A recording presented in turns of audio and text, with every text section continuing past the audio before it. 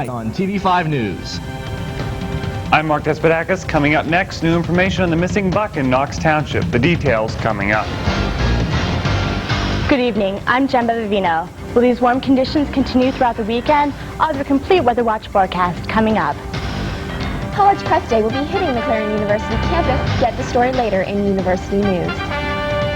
I'm Nani Lombard. Stay tuned to TV5 News, where I'll be giving the distance a movie review. Plus, an auction of an unusual sort. Details coming up later.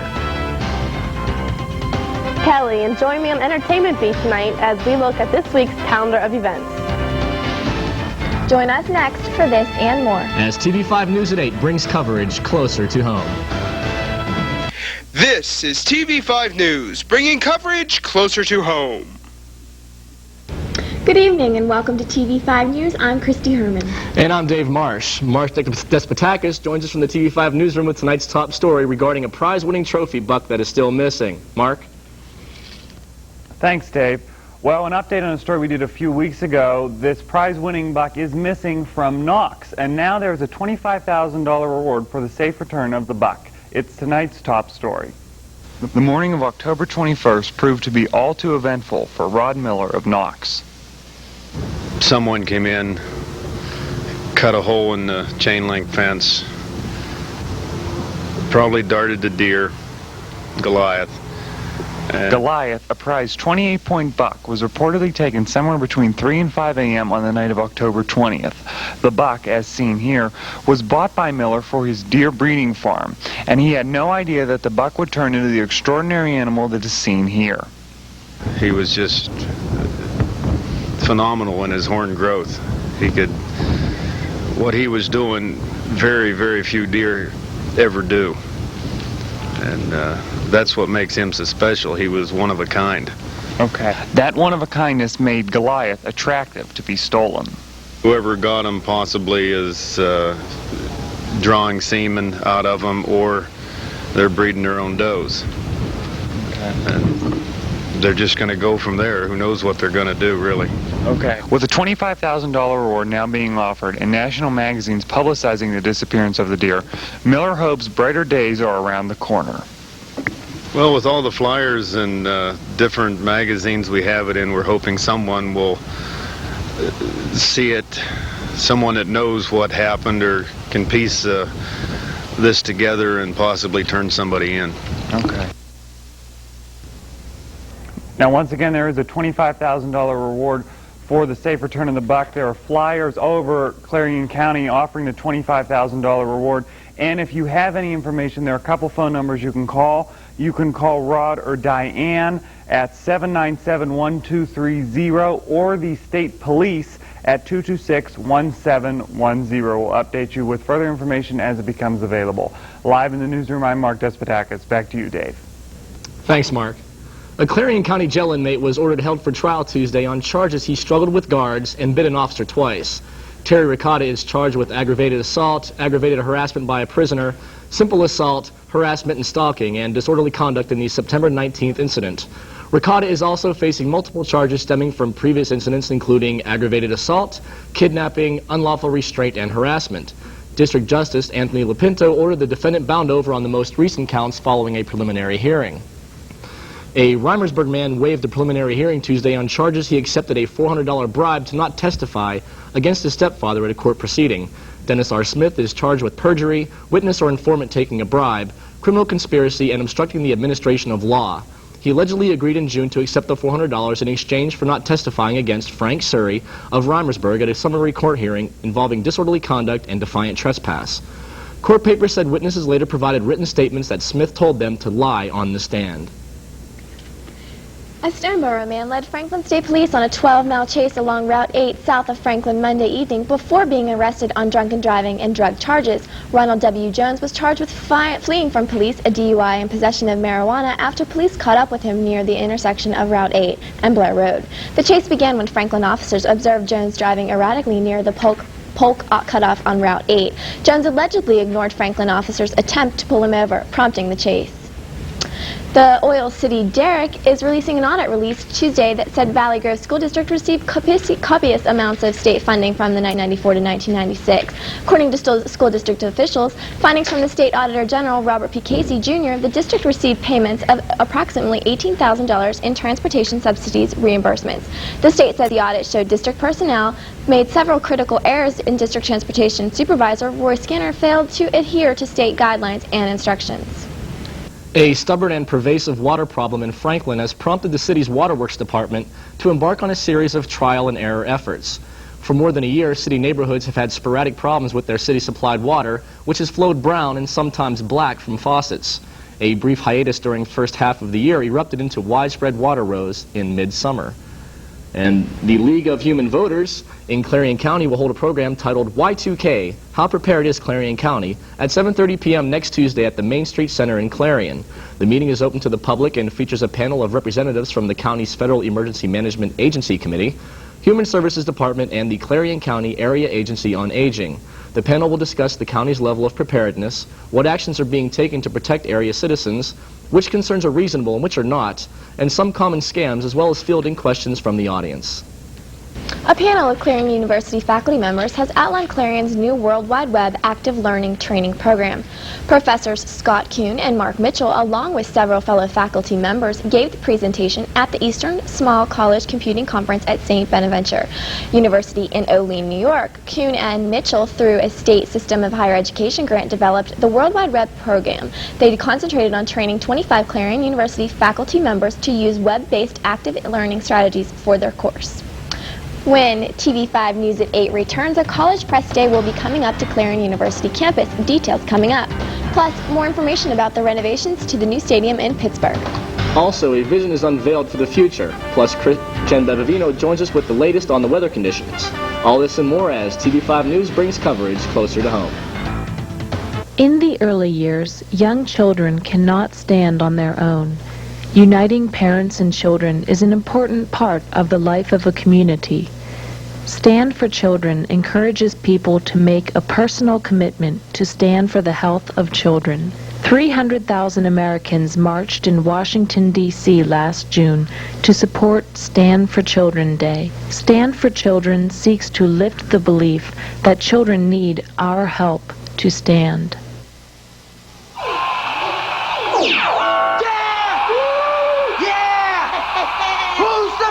It's my birthday. I'm the mayor. It's my birthday. Exercised lately? Go for a mouthful. Go for the fun. Go for cake. Cakes for everyone. Just one stack is what it takes. And it's gopher cakes. Open wide. Stuff your face. There's always room for more gopher cakes. Empty the box, then reload. Eat those gopher cakes till you explode. Exercised lately? Till you explode. Sad. Looking back now, the things you go through in life. Scary. The worst thing about being on welfare was my kids, what they really wanted. I had to get a better life for my girls and myself. I got off welfare. I got a good job. Makes me the happiest mother in the world. I live for my girls. We're not asking you to hire everyone on welfare, just one. This is TV5 News at 8, anchored by Christy Herman. Dave Marsh. Jen Bevavino with TV5 Weather. Don Ursich with Sports. Now from the news team bringing coverage closer to home, this is TV5 News. And welcome back to TV5 News at 8. College Press Day is coming to Clarion University on November 12th. The programs and presentations are free and open to the public and will be held in the Gemmel Student Complex. Clark M. Thomas, senior editor of the Pittsburgh Post-Gazette, will be delivering the keynote address. The theme for the College Press Day is civil discourse. Other topics such as libel in the student press, marketing yourself, how to get your first job, and many other areas will be discussed throughout the day's workshops. A panel of graduates will be featured in the afternoon, followed by a media fair. The keynote address will start at around 9:45 a.m. Ebenezer Scrooge, Tiny Tim, and Tim Cratchit, and all the other favorites of Charles Dickens' Christmas classic, A Christmas Carol, will come to life on stage at the Clarion University in the Mark Boyd Auditorium on Monday, November 22nd at 7:30 p.m. Tickets for the University Activities Board-sponsored event are $12 for adults and $7 for children under 12. Clarion University students with a valid ID card will be admitted for free. Tickets are now on sale. Those seeking advance tickets should send a check payable to the Clarion University Activities Board, the Gemmell Information Desk, Gemmell Student Center, Clarion University, Clarion, PA 16214, or phone 814-226-2044. A group discount of $2 off per ticket on groups over 10 or more is being offered, pre-sale only. Taking a look at the headlines from tomorrow's issue of the Clarion News Today, several races in the November 2nd general election may be contested. PennDOT says it is ready for the winter and Y2K. The lead singer from the Pittsburgh rock group Strange Brew has local ties. The Clarion Township Board rejects Road 571 request, and the Clarion County Planning Commission approves the construction of 3 communication towers. A Center County man who authorities say stabbed a rival to death in a dispute over a woman will appear at a preliminary hearing a week from today. The hearing was pushed back from today because Clearfield County District Attorney Chip Bell was unable to attend. Daniel Irwin Sankey of Belafonte is accused of killing Orvis Clark at Clark's home in Cartos last Thursday. According to a police affidavit, Sankey was angry about calls that the woman he was seeing had been receiving from Clark. Police allege that Sankey confronted Clark and the argument turned into a fight. Sankey told police that he threw away bloody clothes and gloves not far from Clark's house. Police say Sankey admitted 3 times to killing Clark. Taking a look at news across the state, the Federal Bureau of Investigation and state investigators stopped up their search for a person sending racist emails. Students at Penn State University have been receiving online threats. A campus official reported that 26 minority students received a second batch of threats on Monday. A total of 68 have found and reported that the threats of similar hate mail found on their computers. District Justice Gigi Sullivan is facing charges of drug use, bribery, theft, and bad checks at a preliminary hearing today. Sullivan will face the hearing at Allegheny County Courthouse in Pittsburgh. Attorney General Mike Fisher filed charges against Sullivan last month. Sullivan was found shooting heroin in her chambers and withheld the identity of her drug dealer. An accident on Route 11 in Monroe Township killed the driver of a garbage truck. State police say that the accident occurred just before 6:30 a.m. The driver lost control of his truck and slid into the side of a mountain, and then the truck overturned. The driver was pronounced dead at the scene. The driver's name has not yet been released. A 20-year vision for the growth of the Harrisburg International and Capital Airports was unveiled today. Authorities of the Susquehanna Area Regional Airport unmasked the study earlier. The study shows that Harrisburg International's passenger traffic will grow from 1.5 million to 3.5 million by 2018. New ideas are being discussed about this potential problem. No solution has been resolved. An application for a grant that would hire a Main Street manager was finalized yesterday.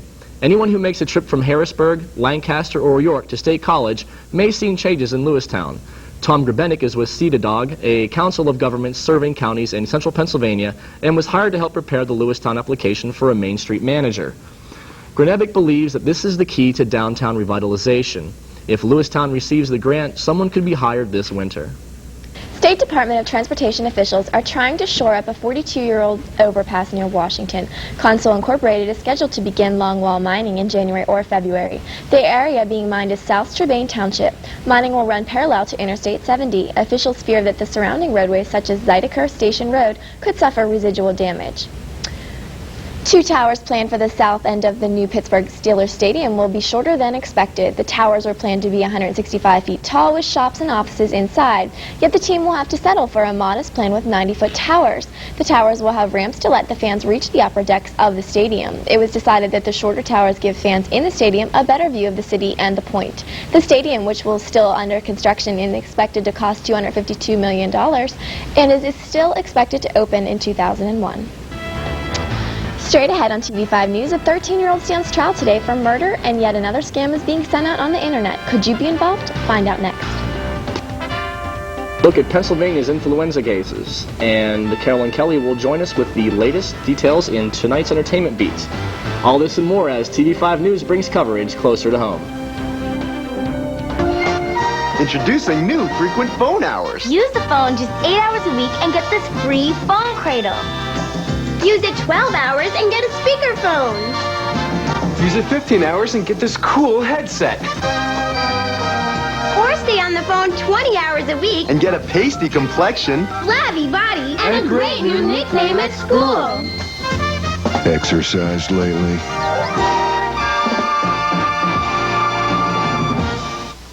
I like all my friends to be there.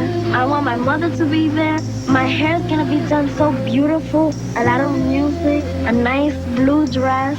I want to be beautiful for every single person that goes there. If I get shot, I want to have a nice funeral. Every day, 10 children are killed by gunfire. Help stop the violence. Call 1-800-WE-PREVENT for free information. Not one more lost life. Not one more grieving family. Not one more. It's not just about making plans. It's about making a difference. And taking an interest, not just earning it. It's more than investing. It's about knowing you. My every hope, my life, my world, it all begins with a dream. Edward Jones, investing in you and your dreams. In Clarion, see Gary Martin, located on Main Street. Phone 226-7896. Welcome back to TV5 News. Nearly 400 people have been murdered in Kosovo since NATO troops took control in Yugoslavia province in June.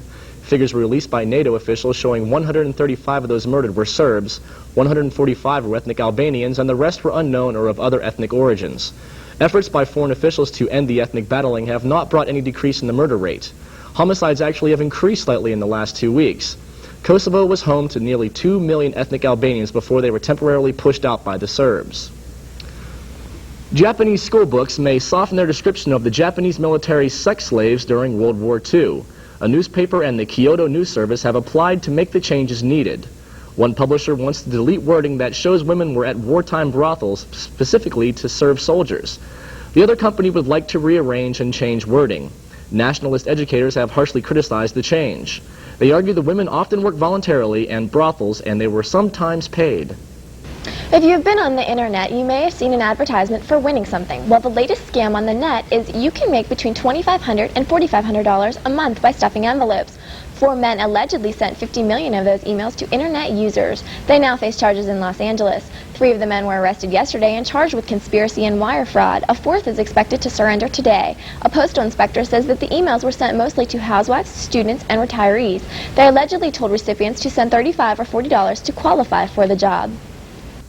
Prosecutors in Michigan are summing up their case against a 13-year-old on trial for murder. Nathaniel Abraham was 11 when he fired a gun, shot, and killed 18-year-old Ronnie Green. In closing arguments, prosecutors said Abraham should be convicted of first-degree murder, regardless of his age. They expressed that he took the other boy's life intentionally. Abraham is being tried as an adult and charged with assault with intent to commit murder and 2 felony firearm counts.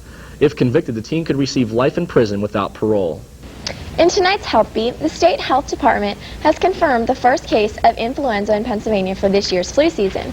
A resident of Lehigh County was diagnosed with influenza type A Sydney. The vaccine produced this first year was designed to fight against the protect the strain. People that are in high risk of contracting the virus are anyone ages 65 or older, has chronic disorders of the heart, lung, kidneys, and immune system, anyone pregnant and in the 2nd or 3rd trimester, or anyone 6 months to 18 years of age on aspirin therapy. If you are worried or in a high-risk category, please see your physician. This is not to replace the consultation with your physician, but to provide medical information. Jen Bevavino joins us now from TV5 Weather Center with a look at your Clarion area forecast. Jen? Good evening. I'm Jen Bevavino here with your Clarion area forecast. Looking behind me at our satellite imagery map at the moment, you'll notice some various cloud formations covering the state of Pennsylvania at the moment. These cloud formations will be moving easterly out into the Atlantic Ocean, although we will be seeing these effects tonight and Friday afternoon. We do have a 40% chance of thunderstorms tonight, and we will be seeing a 30% chance of thunderstorms this Friday. Taking a look at our frontals map now, tomorrow's frontal system, you will notice that we are in a high pressure zone at the moment, and temperatures will be ranging. Tomorrow's temperatures will be dropping slightly, although keeping in consideration this weekend, temperatures will be rising high into the mid-60s region once again. Taking a look at our highs map now, you will notice that we were high into the 60s region today. You will note that we are going to be continuing along this path throughout the rest of the weekend. Taking a look at our lows map now, you will notice that we were low into the 30s region. We'll be staying along this lows region also throughout the rest of the weekend. Taking a look at our precipitation map, you will notice that our precipitation map is clear and accurate today. We didn't see any signs of precipitation today, although tonight, keep in mind, we do have a 40% chance of thunderstorms, so keep that in mind if you are going outside tonight. Taking a look at our 5-day planner now, you will notice for Thursday it will be partly sunny with a high of 45 and a low of 31. For Friday, rain showers predicted with a high of 56 and a low of 21. For Saturday, partly cloudy with a high of 58 and a low of 35. For Sunday, partly cloudy once again with a high of 61 and a low of 38. And for Monday, it will be partly sunny with a high of 58 and a low of 35. That's Clarion's current and extended weather conditions. Back to you, Dave and Christy. Thanks, Jen. Coming up after the break, Michael Androsik will be here with the highlights from the world of sports, and Carolyn Kelly gives us the Clarion's calendar of upcoming events, and Nani Lombard will be joining us with tonight's entertainment beat. Also, a plastic cow auction is all the rave in Chicago. Find out what Oprah Winfrey has to do with it. All this and more as TV5 News brings coverage closer to home. Standing out from the crowd is easy when you stop in at Fashion Bug, located in the Clarion Mall. Whether you're looking for junior trendy, girls, or fashion for women, they have it all with many different styles. With our newly expanded shoe and accessory department, you're surely to find that special touch to enhance that new outfit. And if you have a fashion question, our experts are here to help. That's Fashion Bug, located in the Clarion Mall, just off Exit 9 of Interstate 80. Open Monday through Saturday, 10 a.m. till 9 p.m. Sunday from noon till 5. Where have all the children gone? Long time passing. Every day, 10 children are killed by gunfire. You can help stop the violence. Call 1-800-WE-PREVENT. Not one more lost life. Not one more grieving family. Not one more. Gone to graveyards one by one. Oh, when will we ever learn? News travels fast. That's why you need the speed and accuracy of a news team that brings coverage closer to home. Every Tuesday and Wednesday night, join TV5 News for Clarion's only live local newscast on television at 8. Tune in for the latest in regional, state, and national news. Plus, with our newspaper exchange partner, the Clarion News, teaming up to bring coverage closer to home every Tuesday and Wednesday at 8 p.m.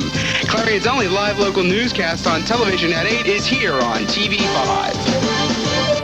Introducing the Italian Misa Trio from Domino's Pizza, located in the 800 Center in Clarion.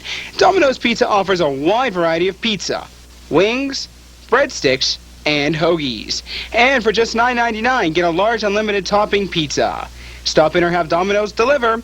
That's Domino's Pizza, located in the 800 Center. Phone 226-4060.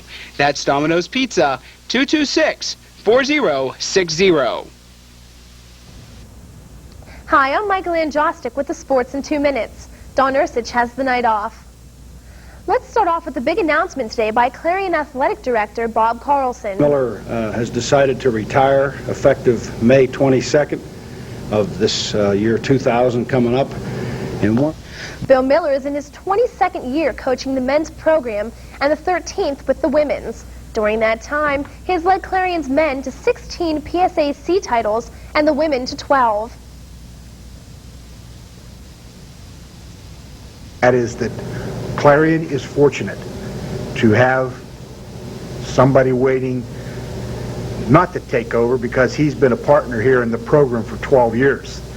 He's just going to be officially calling the shots from now on, or starting in May. But he's been my partner here, for 12 years, and I've known him as a person since he was 10 years old. Set to fill his spot is his longtime friend and assistant, Mark Van Dyke. The time I would have left San Antonio for was to come up here for this position. And it's been a great 12 years. And now I hope that when we take over, we can continue the success that the program has. Just a few of Bill's accomplishments are the NCAA Men's Coach of the Year and the PSAC Men's and Women's Coach for the years 1996 and 1998. Turning to baseball news, the Ken Griffey Jr. race has come down to 4 teams. The Cards, Astros, and the Reds have shown the most interest. New York Mets have also expressed interest in acquiring Griffey. We will keep you posted as the situation develops. In hockey, the Penguins are dead last of the Atlantic Division. The only bright spot is that Captain Jaromir Jagr has scored or assisted on 15 consecutive goals. Yager has 24 points in 12 games. And finally, let's take a look at the Bowl Championship Series ranking. At number 1 is Florida State, then Tennessee, Virginia Tech at 3rd, Florida at 4th, and Kansas State rounding off the top 5.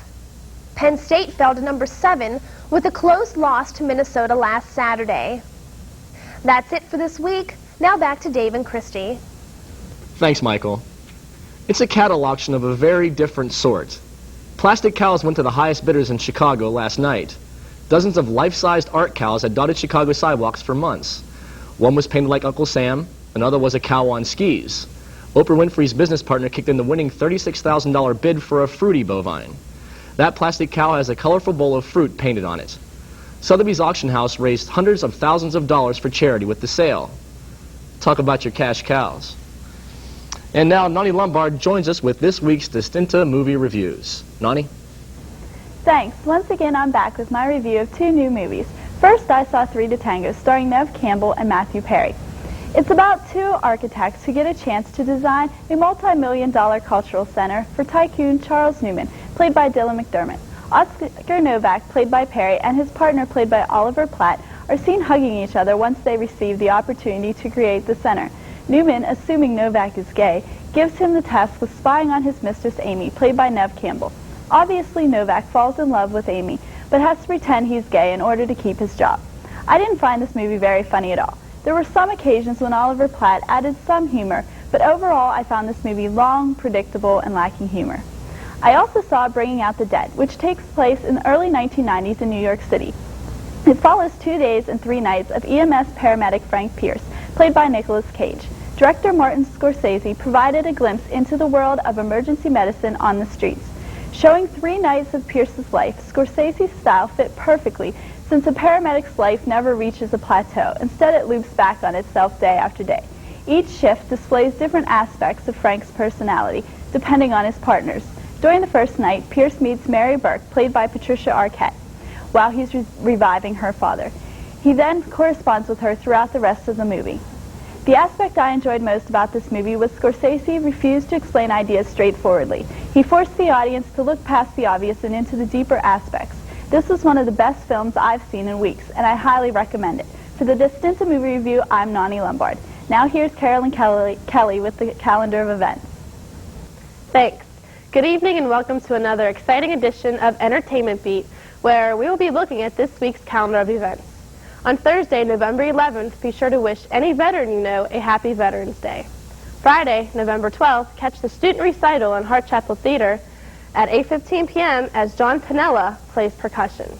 And on Saturday, November 13th, the Lift Every Voice Choir Gospel Fest will be in the Gemma Multipurpose Room. Times for this event will be announced. A contemporary concert will be held Sunday, November 14th at 3:15 p.m. in the auditorium.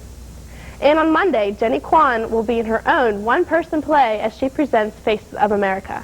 This show starts at 7 p.m. in the Hart Chapel Theater. And finally, on Wednesday, November 17th, the Quality Banquet and Award Ceremony will be held in the Gemma Multipurpose Room beginning at 7 p.m. That's it for this week. See you next time on Entertainment Beat. I'm Carolyn Kelly, TV5 News. Thanks, Carolyn and Nani.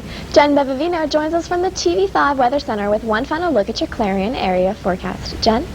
Taking a brief glance back to our current and extended weather conditions, for Thursday, it will be partly cloudy with a high of 45 and a low of 31. For Friday, keep in mind there'll be thunderstorms with a high of 56 and a low of 21. And for Saturday, it will be partly cloudy with a high of 58 and a low of 35. That's Clarion's current and extended weather conditions. Back to you, Dave and Christy. Thanks, Jen. And that about wraps it up for tonight's broadcast. Be sure to tune into TV5 News next Tuesday at 8 p.m. as Christy Desort and Brian Cook bring you continued coverage of local, state, and national news. I'm Dave Marsh. For the entire TV5 News team, I'm Christy Herman. Good night.